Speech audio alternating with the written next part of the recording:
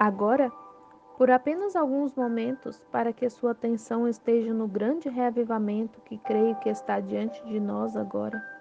A primeira coisa, Deus sempre traz advertências ao povo antes de enviar uma bênção ou um julgamento.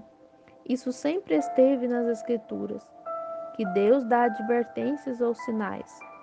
Assim somos ensinados na Bíblia a não buscar sinais, porque seria um mau sinal para nós, como uma geração fraca e adúltera atrás de sinais. Mas há uma grande diferença entre a busca de sinais e o reconhecimento de sinais, vê? Uma pessoa que só busca sinais, em outras palavras, Senhor, se tu fizeres chover agora, crerei que sou salvo.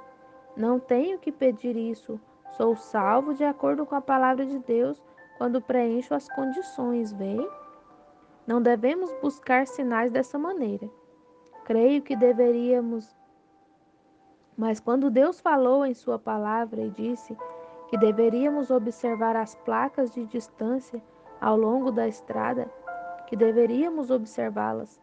Você não acha que todos nós devemos observar essas placas? E em todas as gerações, sempre houve aquelas placas que Deus coloca para que possamos conhecer. Quando chegarmos, como se você estivesse indo de Chicago para Nova York em seu carro, haveria placas ao longo da estrada indicando quando estamos perto de Nova York ou da cidade de Nova York. E é assim que estamos agora. Enquanto estamos nessa jornada cristã, estamos perto desta curva ou daquela curva ou outras coisas. E se conhecemos nosso país muito bem, podemos dizer a que distância estamos de Nova York, se dissermos bem, agora estamos entrando em Plattsburgh e assim por diante, descendo a costa. Bem, sabemos que estamos nos aproximando da cidade de Nova York.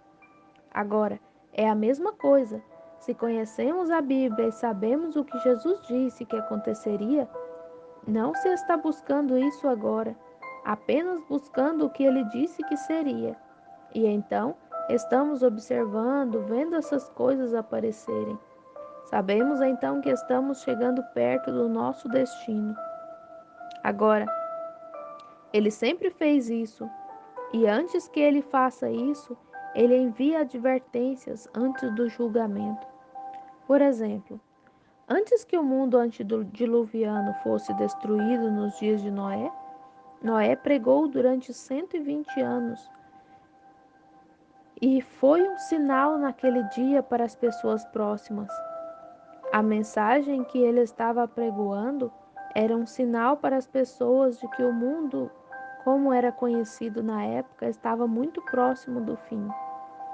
A pregação de Noé e sua maneira muito estranha de fazê-lo. Ele tinha uma mensagem muito diferente do que as pessoas estavam acostumadas a ouvir. Enoque e muitos outros haviam pregado, mas Noé tinha uma mensagem estranha. Ele sobe a colina e constrói uma arca, pois disse que ia chover do céu. Deus havia dito isso. E quem podia crer em algo assim, que a chuva iria cair dos céus, quando nunca tinha havido chuva nos céus? Mas se Deus havia dito que a chuva ia cair dos céus, então Deus podia fazer a chuva cair dos céus, bem? Ele podia fazer com que sua palavra fosse cumprida. Então ele, Noé, martelou na construção da arca, escarnecido pelas pessoas.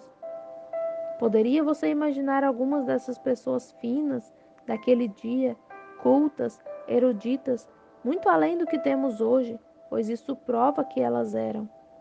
Eles fizeram coisas naquele dia que não podemos fazer hoje. Em outras palavras, eles tinham um fluido de embalsamamento que preparava as múmias. Não conseguimos produzir isso hoje. Eles construíram a pirâmide, a esfinge e muitas coisas lá que vemos hoje em seus sinais. Aqui, recentemente, desenterramos, na cidade do México, uma usina de água super moderna, onde havia uma civilização moderna, provavelmente no tempo antediluviano. Eles estavam muito além de nós na cultura, muito além de nós na ciência, e provavelmente muito mais avançados religiosamente falando. Mas, em meio a tudo isso, um fanático, supostamente deve ter sido, começou a construir uma arca porque uma chuva ia cair dos céus. Ele tinha uma coisa em que poderia basear sua teoria, que era no assim diz o Senhor. Ele sabia que Deus havia lhe dito que ia chover e que o mundo havia se tornado tão perverso que ele tinha que acabar com toda aquela civilização para começar tudo de novo. E ele faria isso enviando uma chuva, e o mundo inteiro seria destruído. E Noé foi. A construção da arca foi um sinal para o mundo da iminente destruição, porque depois de atravessarmos a linha da misericórdia de Deus, não resta outra coisa senão o julgamento. E eu sou. É terrível. Não gosto de dizer isso. Depois de viajar por muitas e muitas nações e ver as condições de outras nações e pensar em nossa adorável nação aqui, é muito bom, dizem eles, ser americano. E isso é mais do que um ditado, é uma verdade.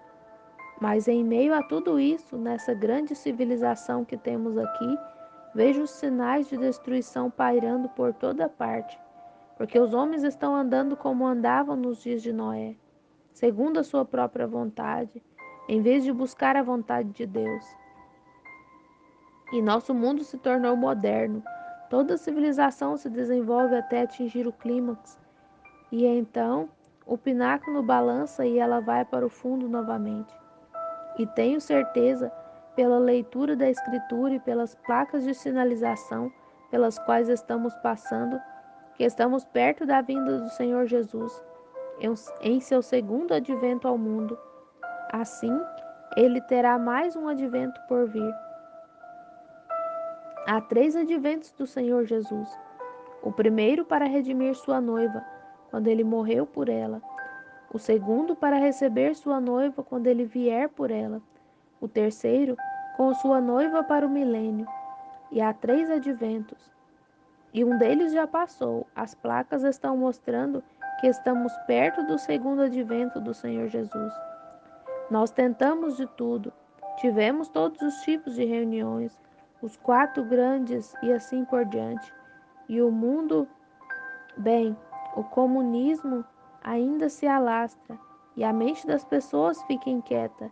E estamos no clímax. Isso é tudo. Estamos apenas a um salto para chegar ao fim.